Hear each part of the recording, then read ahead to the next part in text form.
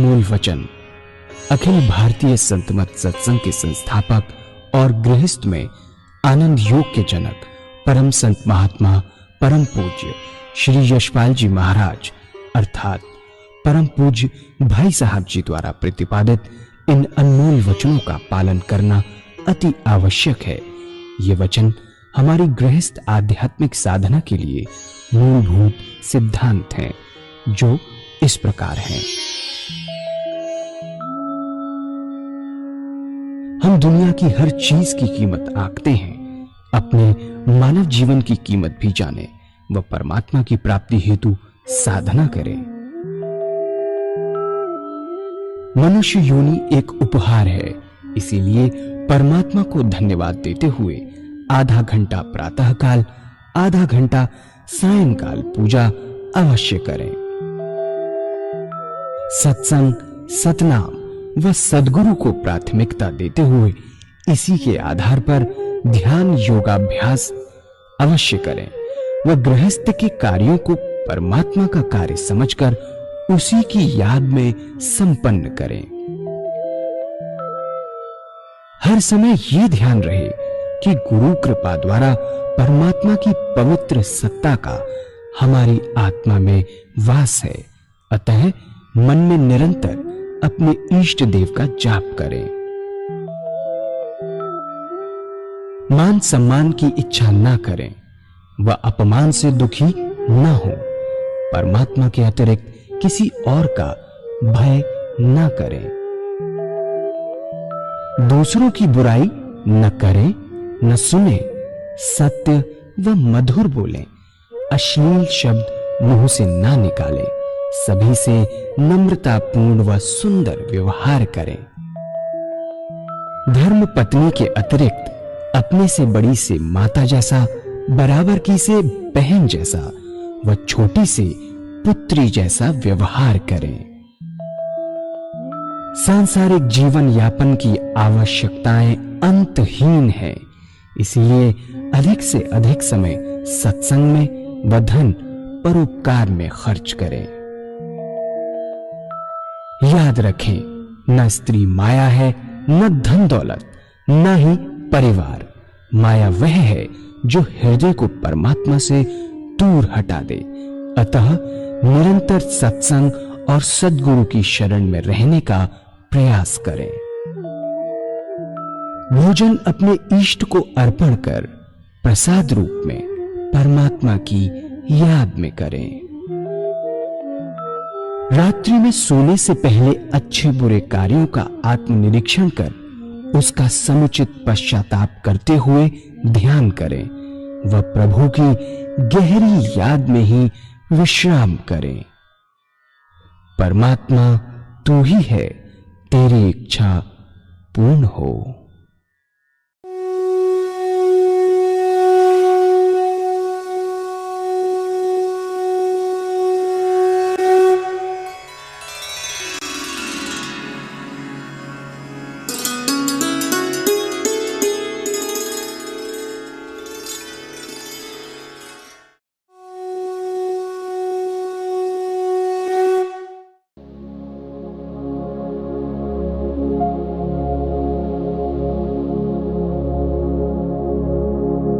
जय सद्गुरुदेव जय पद शरणम श्री स्वरूप चरणों शरणम।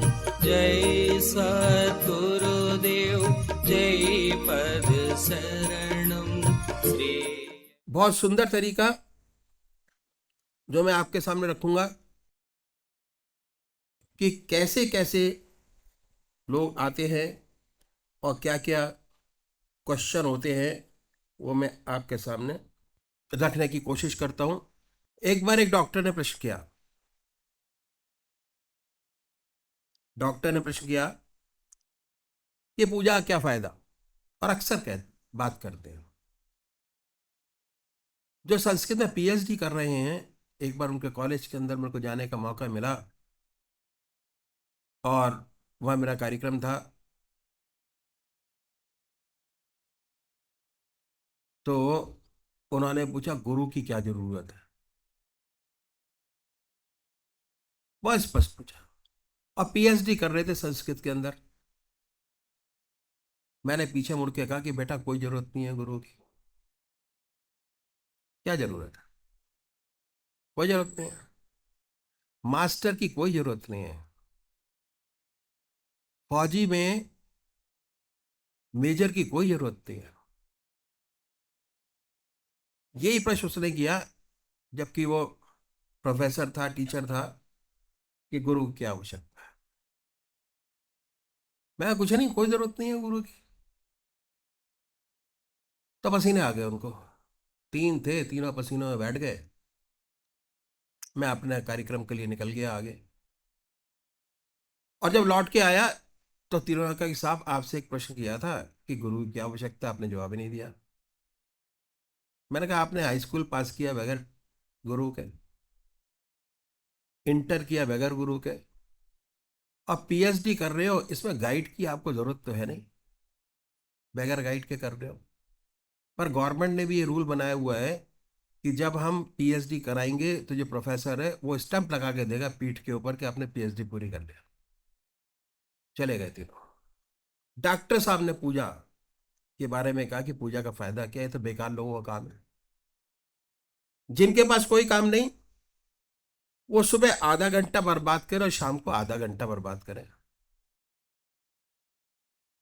लाभ तो होने वाला नहीं है। उसके बाद क्या है कि जिनके पास काम है वो तो काम करे,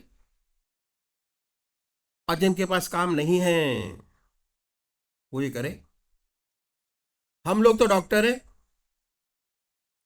आधा घंटे में दो मरीज बचा सकते हैं। अगर पूजा में बैठ गए तो क्या फायदा। ईश्वर को किसने देखा है, क्या पता है कि नहीं है? बहुत सुंदर प्रश्न किया। इस चक्कर में क्यों फंसा जाए, डॉक्टर ने प्रश्न किया। और बड़ा खुश था उसके साथी लोग कि आज तो महाराज जी को फंसा दिया इन लोगों ने पूछ के कि पूजा का फायदा है, कि हम तो पूजा के बारे में ही बताते हैं ज्यादातर। क्या हुआ, ऐसा प्रश्न उस डॉक्टर ने किया तो सेवक ने काउंटर क्वेश्चन किया थोड़ी देर बाद उससे, और ये पूछा कि आप सोते क्यों हैं,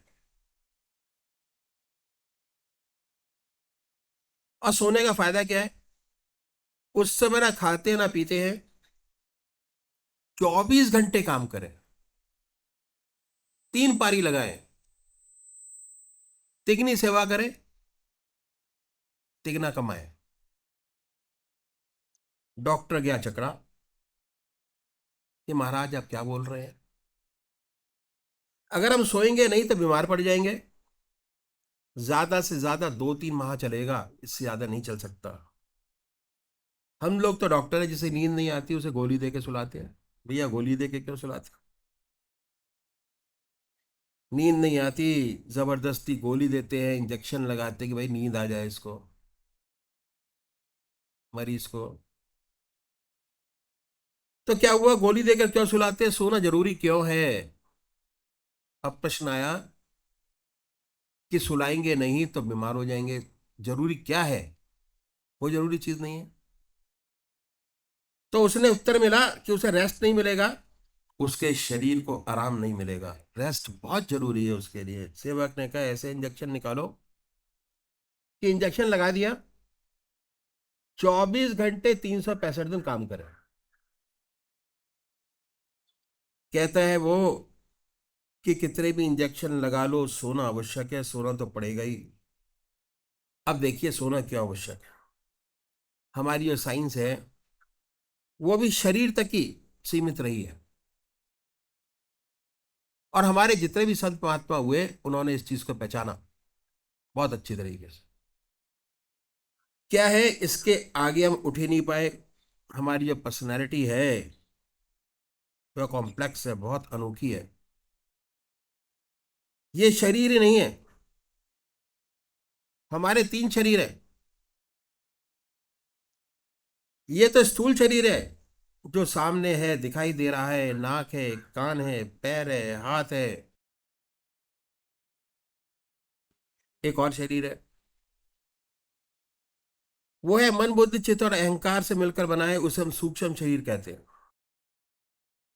और जितना सोच विचार का काम है वो सूक्ष्म शरीर से ही किया जाता है, मन से। मन से सोचा, हाथ पैर ने काम किया, और सिग्नल इतना तेज होता है ये कि हम पहचान नहीं सकते कि हमने कब सोचा और कब हमारे हाथ पैर काम करना शुरू हो गया। सिग्नल है। रेलवे में सिग्नल लगे होते हैं, उसी तरीके से हमारी बॉडी के अंदर सिग्नल लगे हुए हैं, और ये भी इलेक्ट्रिक करंट से चलते हैं सारे, जो हम महसूस नहीं करते। महसूस कब होता है? जब आप डॉक्टर के पास गए, उन्होंने कहा जी आपका हार्ट चलना जो है वो कमजोर हो गया, तो क्या करता है? एक आला लगा देता है, पेसमेकर, उसके अंदर बैटरी होती है, बैटरी से पल्स जो है वो रिलीज करता रहता है बैठा हुआ अंदर, क्योंकि आपके हेल्थ की जो पल्स है वो वीक हो गई है, उसको चार्ज करने के लिए वो पल्स देता रहता है और हमको पता ही नहीं लगता चल रहा है। तो हमारे अंदर जो इलेक्ट्रिक मैग्नेटिक फील्ड है, उससे हमारा शरीर बड़े आराम से चलता जाता है। ब्लड के अंदर क्या है? आयरन। तो क्या है? जितने सोच विचार का काम है वो हम इस शरीर से लिया जाता है। तीसरा और शरीर है, वह कारण शरीर आत्मा। चेतनता और आनंद आत्मा में है, जहाँ आत्मा नहीं है वो शरीर बेकार हो गया। जिससे आप इतना प्यार करते हैं, आत्मा निकल गई और बेकार हो गया, तो हम ये भूल जाते हैं कि हमारे तीन शरीर है। हम ऊपर वाले शरीर को ही सब कुछ समझ बैठे कि सब कुछ यही है। अब देखिए क्या होता है, जब हम सोते हैं तो ना आंख देखने का काम करती है, ना पैर चलने का काम करता है, ना आंख सूंघने का काम नहीं करती है, कान सुनने का काम नहीं करते, और हम हिलते डुलते भी नहीं, जिस पोजीशन में पड़े उसी में पड़े रहते। ठीक है, तो क्या हुआ, हमारी जितनी इंद्रियां हैं शरीर के अंदर वो सारी निष्क्रिय हो गई। निष्क्रिय का मतलब उन्होंने अपना अपना काम छोड़ दिया सबने, और छोड़ दिया तो इनका आधार है मन। मन में सिमट जाती हैं और इनको ताकत मिलती है मन से। खाने से इनको ताकत नहीं मिलती, दूध से इनको ताकत नहीं मिलती, इंजेक्शन से इनको ताकत नहीं। इंजेक्शन है, दवाइयां, ये एक्टिवेट करती हैं आपकी इंद्रियों को, आपके शरीर को।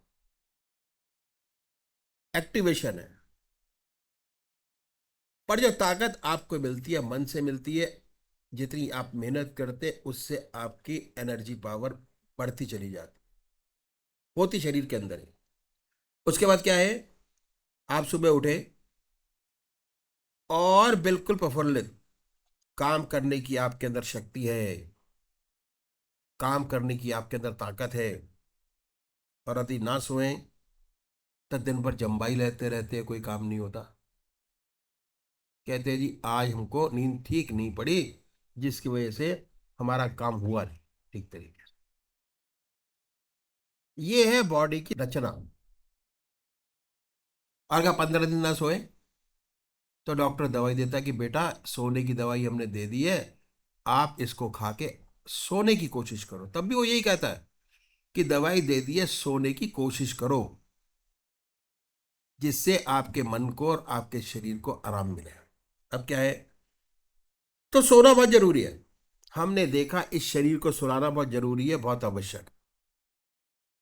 ऐसे ही हमारा सूक्ष्म शरीर है। अब क्या है, जिससे हम सोच विचार का काम करते हैं। तो जैसे हमने शरीर को आराम दिया, उस प्रकार इसको भी आराम देना बहुत जरूरी है। और हमारे ऋषियों ने इस बात को जाना, इसलिए उन्होंने कहा कि आधा घंटा सुबह और आधा घंटा सायंकाल भगवान की आराधना करो, पूजा करो। आराधना करो, पूजा करो, परमात्मा की पूजा करो। तो क्या होगा, भगवान में चित्त एकाग्र होगा, कंसंट्रेशन आएगा, मन स्थिर होना शुरू हो जाएगा। और क्या है, चित्त निरोधक स्थिति अवस्था अपने आप आ जाएगी। और यही भगवान श्री कृष्ण ने गीता में भी कहा है। चित्त की वृत्तियों का निरोध प्राप्त करना, ऐसा समय जिसमें आपके मन के अंदर कोई भी विचार न रहे एक के अलावा। दिमाग के अंदर जैसे आपने शरीर इंद्रियों को वैक्यूम किया, सोते हुए, अगर सोते हुए किसी का हाथ उठा के आप ऊपर कर दें तो अपने आप गिर जाता है वो, इसका मतलब निष्क्रिय है। जैसे आपने अपनी इंद्रियों को निष्क्रिय किया, उस पर उसी तरीके से आप अपनी इंद्रियों को निष्क्रिय कीजिए। चाहे मानिए भगवान को या न मानिए, कोई फर्क नहीं पड़ता, लेकिन आप अपनी हस्ती को तो जानते हैं, मानेंगे। आपका एग्जिस्टेंस है, आपकी हस्ती है। नहीं मानते उसका कोई बात नहीं, जो आपका एग्जिस्टेंस है इसका सच्चा डेवलपमेंट करना आपका फर्ज बनता है। और अगर डेवलपमेंट नहीं करेंगे तो डिप्रेशन में आ जाएंगे, इसलिए बहुत जरूरी है। और इस बात को जाना, अपना सच्चा विकास चाहते तो जिस प्रकार शरीर को आराम देना बहुत आवश्यक है, उस प्रकार मन को भी आराम दीजिए। और मन को एक तरफ लगाना, एक तरफ लगा दीजिए। अगर वैक्यूम का, बहुत से लोग हैं कहते हैं जी कि लॉ पर ध्यान लगाइए, वैक्यूम पर ध्यान लगाइए, नहीं होता, पॉसिबल नहीं है, नॉट एट ऑल पॉसिबल, होता ही नहीं है। जिस प्रकार मन को रेस्ट देना जरूरी है, तो ये मन को रेस्ट देना है, मन को एक तरफ लगा देते हैं। मन का काम है सोचना, विचारना, एक तरफ लगा दिया, विचार शून्य अवस्था अपने आप आ जाती है। प्रैक्टिस इसी चीज की है।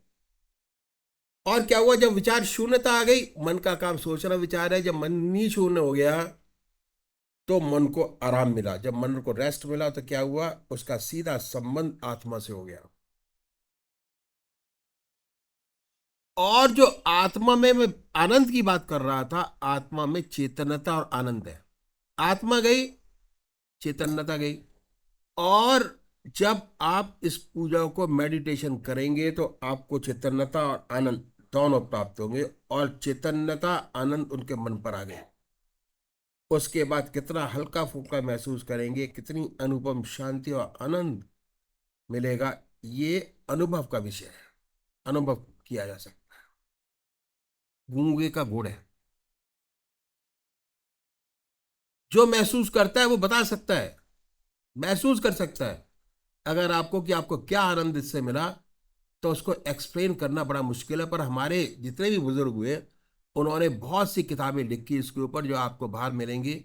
उसमें अगर आप देखेंगे तो किस प्रकार हमारे सदगुरुदेव ने अपने गुरुदेव को अपने पूरे मन, आत्मा, शरीर से समर्पित किया, वो उसमें पढ़ सकते हो। और किस तरीके से वो गृहस्थ के अंदर रहते हुए आगे चले, वो भी आप देख सकते हैं, ले सकते हैं बड़े आराम से। तो ये है। तो क्या हुआ, उसके बाद इतने सुंदर सुंदर विचार आते हैं, समस्याएं हल होती हैं, सारी जिंदगी हल न हुई हो, ऐसी इंटरनल शक्ति प्राप्त होती है, परमात्मा की शक्ति प्राप्त होती है। और फिर सच्चे मनुष्य के गुण भाव पैदा होते हैं, अपना सच्चा ज्ञान पैदा होता है, हम जान जाते हैं कि हम क्या हैं। और जब हमें ये अनुभव जो हुआ कि हम क्या हैं, तो हमें अपना वास्तविक स्वरूप नजर आता है कि हम कोई गैर नहीं है। जितनी आत्मा हमारे अंदर है, हमारे साथी भाई में भी उतनी ही आत्मा है, अलग नहीं है। और उसके बाद जितने संत हुए, इस बात को उन्होंने जाना और अंतिम निष्कर्ष यही निकाला। महात्मा तुलसीदास जी ने कहा कि जड़ चेतन जगजी जगत सकल राम में जान। सूरदास जी ने हर प्राणी में, पशु में, लता में, वृक्षों में भगवान कृष्ण नजर आते थे। और क्राइस्ट ने यह कहा कि आप अपने पड़ोसी को उतना प्यार करो जितनी आप अपनी आत्मा को करते हो।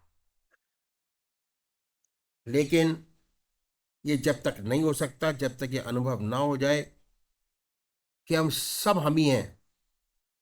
और इस अनुभव के लिए पूजा बहुत जरूरी है। प्रैक्टिकल तरीका हमारे महर्षि ने बताया कि एक तरफ मन को लगाओ, अपने आप विचार शून्यता प्राप्त हो जाएगी। और अगर ऐसे विचार शून्य करने की कोशिश चाहोगे तो नहीं होगा। बहुत लोग शून्य का ध्यान करने की कोशिश करते हैं लेकिन नहीं होता, अति कठिन है। यदि मन विचारों से शून्य होगा तो उसका डायरेक्ट कनेक्शन आपकी आत्मा से हो जाएगा और सुंदर सुंदर भाव पैदा होंगे। फिर आप चाहेंगे कि संसार में हर प्राणी सुखी हो, जितने हैं सब आनंद से रहें, दुख संसार से मिटे। दूसरों की सेवा करने के लिए आप अपने जीवन को नछावर कर दोगे, पर कब होगा? जब तक ये अनुभव ना हो जाए कि हम सब एक ही हैं। और उसके लिए पूजा करना, मेडिटेशन करना बहुत जरूरी है। साइंस और टेक्नोलॉजी ने बड़ी भारी तरक्की की, चंद्रमा पे पहुंच गए, मट्टी खरोच लाए, सबने बहुत बार देखा। नतीजा क्या है इसका? कि हम अपने मन को रेस्ट नहीं देते। रेस्ट देना, जितने हमारे ऋषि मार्ग पर नहीं चलते, इसलिए हमारी जितनी भी प्रवृत्तियां हैं सब पशुवत है। एक भी मनुष्य के गुण हमारे अंदर नहीं है।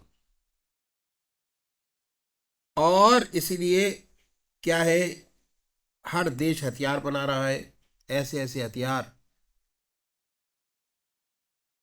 एक बार छिड़ जाए तब मनुष्य जाति खत्म, और 40 बार उसको जन्म लेना पड़ेगा मनुष्य जाति को, तब जाके उनका असर खत्म होगा। तो ये है। और उसने लिखा है आइंस्टाइन ने कि जिस बूते पर हम आज चंद्रमा पे पहुंचे हैं, मैं नहीं जानता कि दुनिया का तीसरा विश्व युद्ध कैसे होगा, पर यह जरूर जानता हूं कि अगर चौथा विश्व युद्ध हुआ तो डंडे और पत्थरों से होगा, क्योंकि सब खत्म। यह है। तो अब क्या है, अगर हम सच्चा विकास चाहते हैं, संसार का सच्चा हित चाहते हैं, दुनिया के हित चाहते हैं, अपने मनुष्य जाति का हित चाहते हैं, तो बहुत जरूरी है अपने मन को रेस्ट देना पड़ेगा।